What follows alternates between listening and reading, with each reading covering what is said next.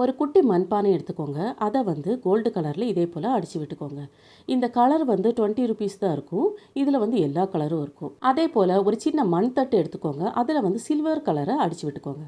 இப்போ இந்த சில்வர் மண் தட்டில் அந்த கோல்டு கலர் குட்டி பானையை வச்சு விடலாம். அகல் விளக்குகள் வந்து நிறைய எடுத்துக்கோங்க. அதில் வந்து முதல்ல ஒயிட் கலர் எல்லாத்துக்கும் அடிச்சு விட்டுக்கோங்க. அதுக்கப்புறமா அந்த விளக்கோட உள்பகுதியில் மட்டும் ஒவ்வொரு கலரை அடிச்சு விட்டுக்கோங்க. இப்போ உங்ககிட்ட எந்த பூ இருக்கோ அந்த பூவை நல்லா உதிர்த்து விட்டு அந்த மண் தட்டில் இதே போல அழகா வச்சு விட்டுக்கோங்க.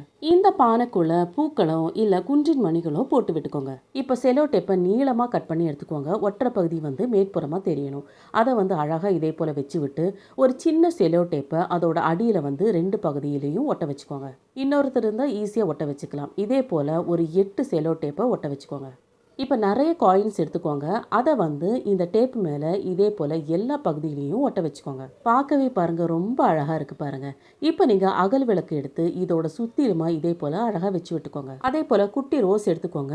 அப்போ 2 அகல் விளக்கோட சென்டரில் இதே போல் அதையும் சுற்றிலுமா வச்சு விட்டுக்கோங்க. அவ்வளோதாங்க. இப்போ நம்ம விளக்கு ஏற்றிக்கலாமா? ஒவ்வொரு பண்டிகை நாள்லையும் பூஜை பண்ணும்போது இந்த மாதிரி அலங்காரம் பண்ணி வச்சுக்கோங்க.